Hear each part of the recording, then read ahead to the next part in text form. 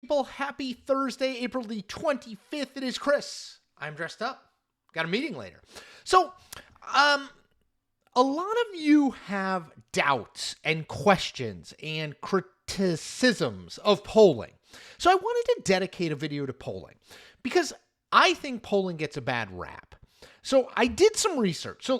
I've got it in my handy dandy book. These are great, by the way. Shinola, which makes watches, also makes these great notebooks. They are not endorsing me or paying me. I just like their notebooks. Okay, so I wanted to go through national polling in the last two presidential elections and see how close it was to the actual results. So I wanted to start there, and then we'll get into a little bit more discussion of why I think you should trust polling. Okay, the final New York Times polling average in 2016. So this is an aggregate of all the national polling that's out there. The final average was Hillary Clinton, 45.9%, Donald Trump, 42.8%. So basically 46 Clinton, 43 Trump. The final result was popular vote.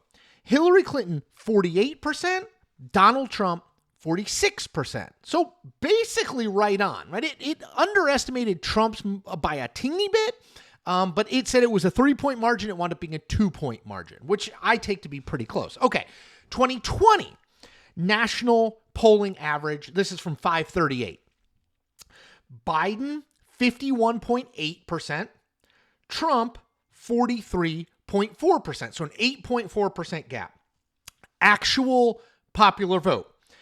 Biden, 51.3, pretty damn close. It was 51.8, remember? 51.3.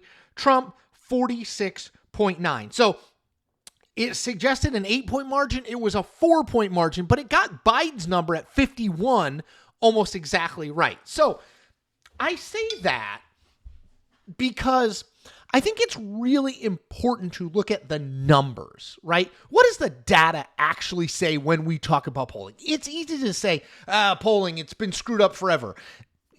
It hasn't actually. National polling, generally speaking, when you look at it in the aggregate, does a pretty damn good job of predicting the result in presidential elections. Now, particularly in 2016, there was some state polling that was off. In Pennsylvania, and Wisconsin, and Michigan. It did not suggest that Donald Trump was going to win those states. It suggested Hillary Clinton was going to win, and she didn't. So I'm not defending all polls. There are bad polls. Polling is difficult.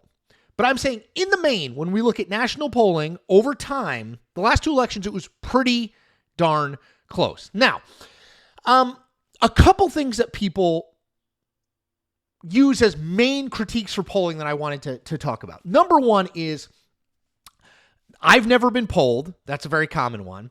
And number two is they're only polling 1,200 people. How can this be accurate? Okay.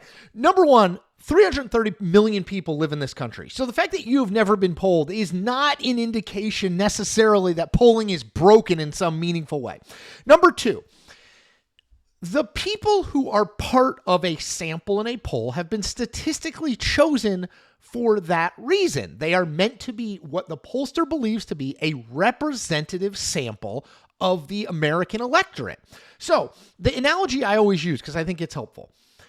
When you go to the doctor and you say like, I'm feeling tired. I don't really know what it is. They're like, all right, well, let's do some blood work and let's see if it shows us anything. Do they take all your blood? No, of course. I mean, if they do, you're going to the wrong doctor. No, they take a little bit, a couple vials worth, right? And then they run testing on that. And then they come back and say, well, you're actually fine, or you're anemic, or whatever. You have high cholesterol, whatever it is. And you say, okay, that makes sense. You don't say, well, you didn't check all my blood, so how do you know that, right? Because it's a scientific sampling of your blood. What is true in 2 vials of your blood is probably true in all of your blood. Same thing with polling. It's a statistical sample of the American electorate. So what is true of 800 or 900 or 1,000 or 1,200 people who have been statistically sampled to make sure they represent what the pollster thinks is representative of the country is indicative of the country. So the fact that the sample isn't 25,000 people doesn't really tell us anything. Now, the other common criticism, common pushback I hear against polling is no one picks up their landline anymore. Which is true. Look, I have a landline. It's over there. I never answer it. The only reason we have it is because I think we got it as like a triple play bundle along with our internet and cable. So I took the phone because it was cheaper than not taking the phone. So yes, you are right. Most people who are 50 and under don't pick up their phone. But pollsters are smart. They have absolutely accounted for that. They used to depend almost exclusively on landline phone calls. Now they do cell phone calls. Now they do internet sampling. So they've adapted.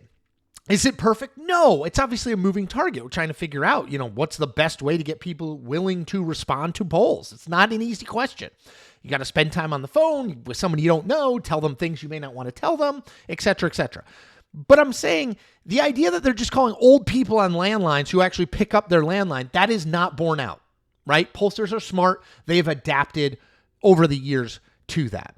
So here's what I would say about polling in general.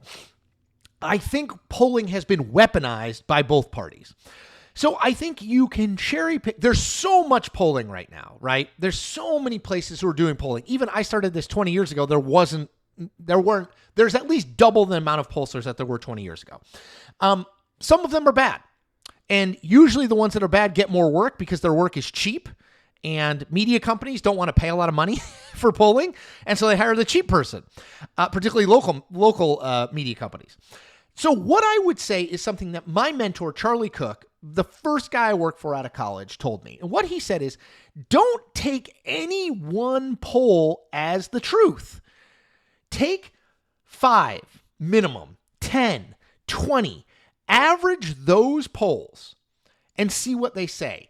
That will give you a general sense of where things stand. So let's say a poll comes out tomorrow that has it Biden 48, Trump 46 in Pennsylvania.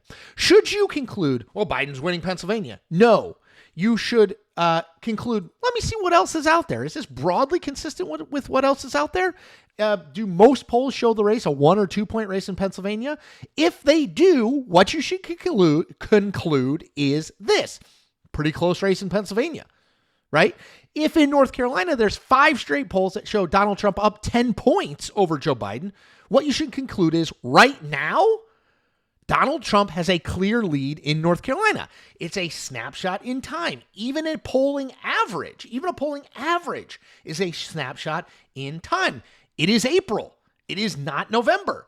So what polls in April show are not necessarily indicative of what it will happen in November, nor are they attempting to be. They are attempting to be a snapshot in time. This is what it looks like in North Carolina today. This is what it looks like nationally today. So I think we misuse polls. We take polls to be, number one, absolute truth, which they are not. And number two, thank you. And number two, we use them to make points we already believe. See, Donald Trump is winning. See, Joe Biden is winning. See, people hate Donald Trump. See, people hate Joe Biden. That's not what polling is for, right? We need to understand that we are part of the problem when we criticize polling because we look to polling for what we want it to tell us, not what it does tell us. Look at the broad sweep of the polling. If it's within a point or 2 or 3 points, it basically means the race is too close to call. It does not mean one candidate is leading. Okay? All right. That's my defense of polling. I hope I shed a little light on this for you. If you have other questions about polling that I didn't answer, throw them in the comments section. I may do another video on this sometime next week, or I can take questions. I'm going to do a live stream tomorrow at 1 p.m. Eastern. I may take questions on that as well. So I'm happy to answer questions. I think I know a fair amount about polling, and I generally have faith in polling, and I think you should too. All right, that's it for today. Remember, 3 things I ask of you every day. If you have not subscribed to this channel, subscribe to this channel. If you have not liked this video, like this video. And if you've done those 2 things, can you tell 5 people who you're friendly with or your enemies with to check this channel out? Thank you. See you tomorrow.